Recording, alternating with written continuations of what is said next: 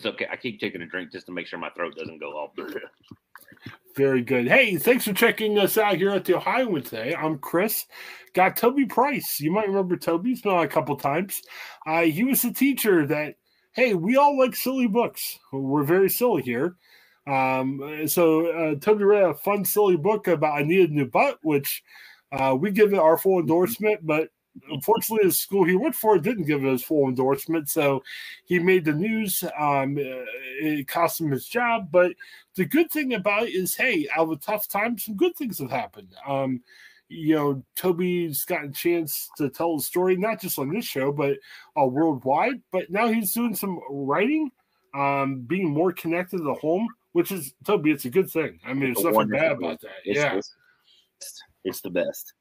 Yeah, so a lot of good stuff out of it. And, hey, it's a good lesson for people. I mean, we all go for stuff. Mm-hmm. I've had crazy last week or two, but, you can let it define you, or you can, really just sit there and say, hey, let's make some good of it. So I'm really happy to see Toby is doing that. So we're going to talk at the end of the show about his book that he has out. But first of all, I got to complain a little bit. I hate saying this because I'm like, hey, we want to look at the good things about life. Then now I'm going to start griping about things. But I'll tell you, man, the spam phone calls are getting crazy anymore. And it's all the time. When you put that, I was like, I'm pretty sure I've gotten 4 calls from Shibuya, Mississippi. Is that a real place? Probably not.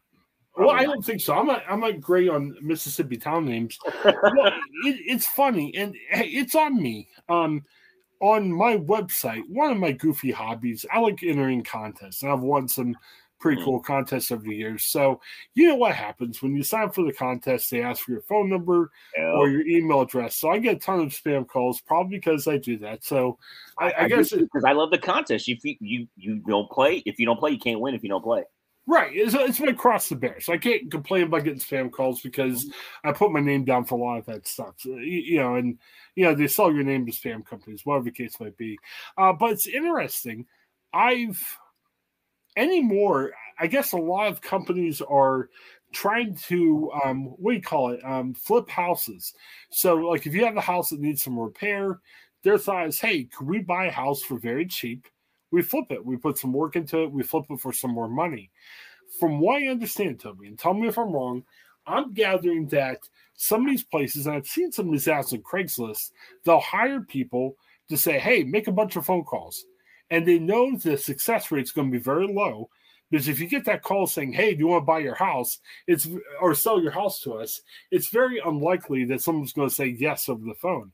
But if they go through enough of those calls, even if they get 1 or 2 people per day who will say, hey, come over, I might sell you my house, it's worth it for them.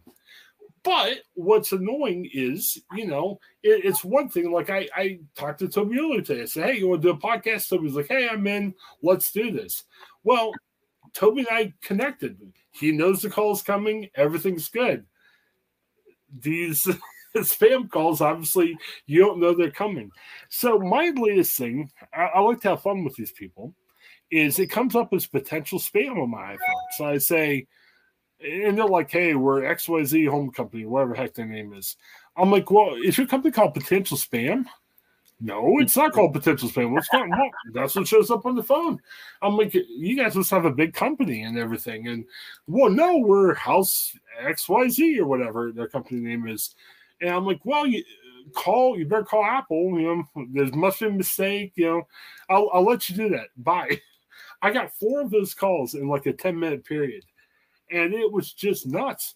Once the person called me back and said, well, sir, I'm not going to call Apple because, we're not potential spam company. I'm like, okay, bye. I'm like, that's a weird name for a spam company. Normally when I buy spam, it's just called spam. Yes. Well, have you ever tried this? There's a famous line in Seinfeld where Jerry gets a spam or telemarketing call, whatever you want to call it. Mm. And he's like, hey, how about if I call you at home, to talk about this later?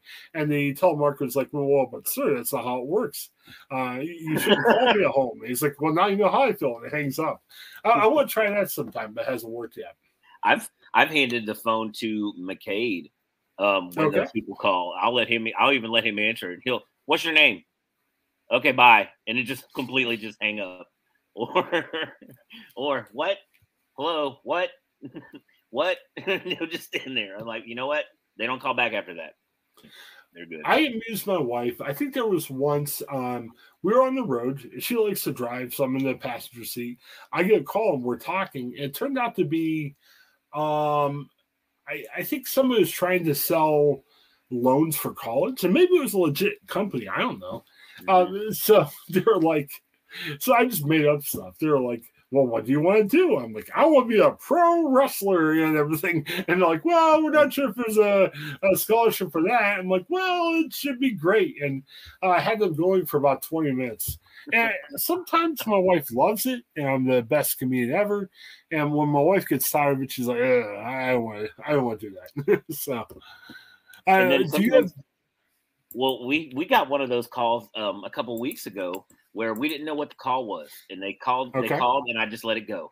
And then they called again, and my youngest picked it up, and she said, "What did she say? Something like Domino's or something like that?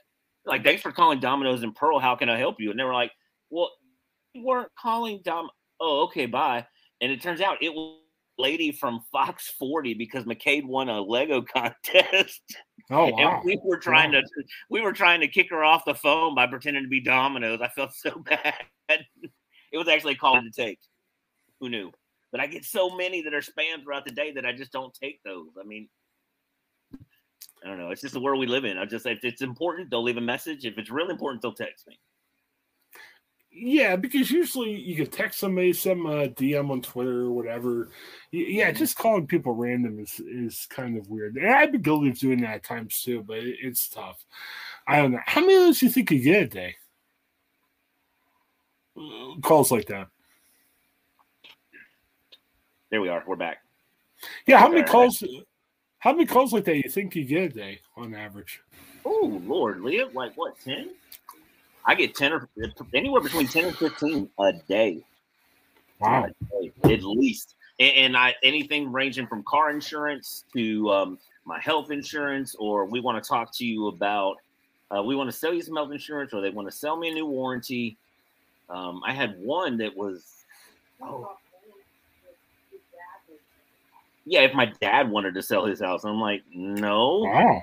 It's a double wide trailer. No, no, he's good. He's already told me that this is the last house he's going to have. So, he's good. No, that's crazy. Like, I don't understand. We get a good bit. It's nuts how many.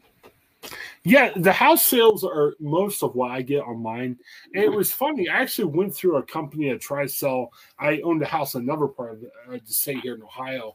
The two things I've tried is sometimes I'll say, yeah, I'll sell for $1 billion. And they get mad. You're like, be serious. I'm like, you call me out of the blue. I mean, I can be however I want to be. Now, if I request a meeting with you and start saying crazy stuff, yeah, get mad at me. But, it's an unsolicited phone call. Be like in my phone call, man. Like, yeah, I've got my ideal price in my pocket. I don't leave home without it. Here's the other thing too. I've dealt with some people who won't tell you what house company they're working with, which is shady as all get out. I'm like, no, that's a Dateline episode waiting to happen, man. No, yeah. So I try to think like, hey, I might be interested. What company? Oh, it's real estate investors in your area. Okay, well, what's the company? Oh, I can't say. I'm like, all right, you're calling me unsolicited to have somebody come over. I don't know that you want to say. That sounds shady. No, thank you. It's very, very confusing, to say the least. That's how you end up on. You want to be on Dateline because that's how you end up on Dateline. Yeah. No, I got really fortunate. We actually had a house. It wasn't a great repair that owned it the other side of the state. And I wasn't able to check in with it. And, this is going online, so I can't reveal too many details. I can tell you offline sometime. But, it was fascinating because on that house, it got in poor repair. some of these companies actually reached out to say, hey, do you want to come by? It was hard to get them to come by at the appropriate time. My neighbor actually bought the house. He didn't like some of the stuff that was allegedly happening at the house, so he bought it. And man, so perfect. It was so good. So, yeah, if you're trying to sell a house you're not at anymore, hopefully your neighbor's willing to buy it, because that's what made it really easy. So, man, I don't know. I'm not looking forward to the work behind it, but we're going to eventually sell. We're coming. I don't know where we're going. I want to say we're coming back to Ohio, but who knows? Who knows? Wherever God wants us to be, that's where we're going to end up. You could have broken some news here. You could be like, I'm selling my house, and our listeners could be like, man, I want Toby's house. They're like, and then boom, they're going to start calling me now that I've said it. They're going to say, yes. Where'd you go sell your house to us? All right. Reveal your phone number on the air. It'll be really great.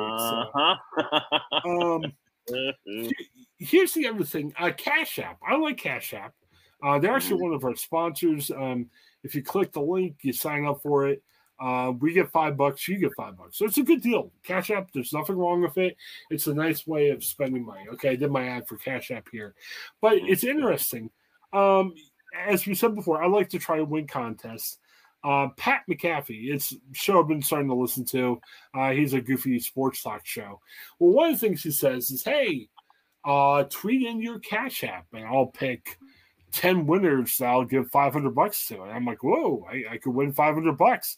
So I tweeted in my Cash App. It's nice. I mean, the guy says, hey, tweet something nice about somebody. So one of my fellow podcasters said, hey, at symbol, whoever it was, is a great podcast or whatever.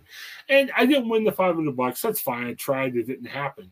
But what frustrated me is the next time I logged into my Twitter, I had like a billion notifications. I'm like, am I canceled? Did I tweet something out bad? What happened? It turns out to be there's a bunch of Cash App people that are tweeting, hey, follow me, hey, send your information to me and everything. There was like 10, 15 notifications out alone, so I just started blocking everybody. I guess scams are alive and well. I mean, they're hoping maybe I try to go to that guy who has one follower and see if I can make money. Exactly. And I've had it too. I've had it too, because I love the contest. And you get hit by so DM and some that are bold enough to request payment from me for folks I don't even. I guess they're just hoping I would just absentmindedly hit it and accept it. I'm like, dude, like somebody requested $50 from me.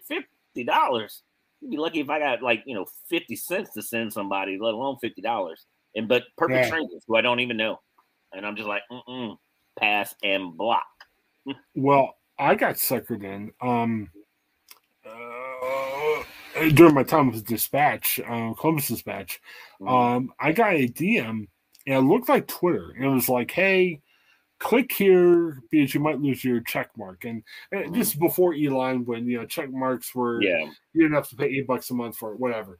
But the fascinating thing about it was, so I got hacked, and they took over my account, and this is my work account. And being a Gannett journalist, you hate to have your work account hacked. They sent out, 25,000 cryptocurrency tweets from my account in a day. And thankfully, there's a free, I'm not sure what the service is, but there's a way that you can delete a bunch of tweets at one time.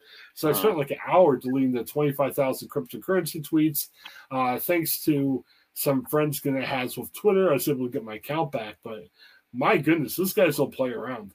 And I guess it adds some credibility to what they're doing, because on my work account, I have the blue check mark and everything. But the crazy thing about it is, why are you tweeting out 25,000 cryptocurrency tweets in one day? I mean, Toby, I know you tweet a lot. I tweet a lot. But maybe, 20, 25 a day at the very most. 25,000 seems a little bit excessive. Yeah. So, very strange. I think Toby's frozen a little bit. So, let us know what you think about people who spam you. It's not fun. How do you identify it better? I mean, there's a lot of good things that you could do at work to make sure you don't get spammed. There's good things you can do personally because, hey, if you get hacked, you could, lose some information. You could have a virus. They could steal some information from you. So, yeah, be careful out there what you do and what you don't do. So, Toby, like I said, he had an internet connection issue. Hopefully he'll be back in the next few minutes, but let me do an ad for Toby's book. He has 2 books in the Titus the Monkey series. Very good books. He's written about from his experiences as a dad of 2 kids with autism. Check the books out. If you go to Amazon.com, you can do a search for Titus the Monkey, or you can just do a search for Toby Price. The books will come up. You can buy them that way. He also has a website. And Toby, I was just telling him about your website. By the time this is published, your website will become active. What will the website be for when people get the podcast and want to check out the website? Right. As of right now, it's tobyprice.net. Okay. Have all kinds of our Titus merchandise. There's, the books, of course. There's a place where you can order some Titus the Monkey t-shirts. We also are working on where we can have some downloadable social stories for kids with autism, sure, but for kids in general. Social stories aren't just for kids with autism. That all new original artwork with Titus and my kids, and just things that I know have helped my own kids, and I've seen help kids in other schools. So things that are be downloadable there as well. So I'm really excited. I've got to walk through with the designer today and look at it, and I'm just like blown away. I'm so pumped. I can't wait for everybody to see it. Excellent. Yeah, definitely let us know. I know personally, in my sense, my wife teaches at autism school. My kids go to autism school. So there may be some things that the school would like too, not just my family. So yeah, I'll have to have them share. That'll be pretty good. So awesome. Good. How do we, let's do a couple real quick promos for you too. How do we reach you on Twitter? I know you and I are connected on Twitter, but for the people who don't know you, how do we connect with you on Twitter? iPad Master is the easiest way to find me on Twitter. Jet iPad Master takes a couple of my favorite things and just crammed them all together, So that's my Twitter handle. And honestly, you can find me on Instagram with the same way. Jet iPad Master all over the net is the easiest way to find me online. Fantastic. And a fun fall. Lots of fun stuff. Lots of promotion for his books, which is great. But try to keep it light. Try to keep it light. Well, yeah, but there's a lot of jokes for the day and everything, and a lot of good stuff. So, the joke of the day's a blast too. The joke of the day is so much fun, and it's good. It's good for my son. I was so proud of him the other day. He normally reads the punchline off his phone, but his phone died. And he got the punchline without his phone. I was so proud of him. You have to go back and watch the last couple of days, and you'll see which one it was. But I was so proud of him. He got the punchline without his phone. He just remembered it. I was like, yes, it was so good. Anyway, sorry. Oh, no worries. No worries at all. Lots of good stuff. Check out our other podcast. I mentioned this earlier. We'll have a podcast available from Vineyard Columbus Pastor Eric Pickerel. We've talked about this in the past. Lots of concern now. The way some people react to the abortion decision and, just about politics and everything. And, Pickerel really shares how Christians can approach some of these things differently than a lot of Christians do, in a way that's more loving and kind to other people. So check out a lot of good advice there. Our movie reviewer, Bob Garver, will have a segment on shortly about Violent Night. The new movie out there. We'll check it out. And my goofy friends, Joe Frost and Paul Yanchek, we'll be talking about more goofy stories like Toby and I have talked about tonight. We also do our Pittsburgh Steelers podcast. Don't look now. The Steelers have won 3 out of the last 4 games. So things are looking better for now. I don't want to give them too much credit, but it's looked a little better in recent weeks. Then lots of football content with Peter Holland, talking about the AFC North, Bengals, Browns, Ravens, Steelers, and also the Buckeyes. Hey, they're in the college football playoffs. So very good. Toby, again, thank you so much for being on. Hang on for a minute afterwards. And for everyone, thanks for checking us out. Have a great day. Check out Titus the Monkey and share our podcast. Have a good one. Bye-bye. Hi, I'm Jennifer Mooney. Welcome to what is our new Hope Interrupted podcast based on the work from our book, Hope Interrupted, that I co-authored with my good friend Byron McCauley. Hey, Jennifer, I'm looking forward to this podcast as much as I was looking forward to writing this book with you. We hope to interview some high impact folks as well as have a little fun. We're going to cover stories of hope. To learn more about our podcast and our book, please visit www.hopeinterrupted.com.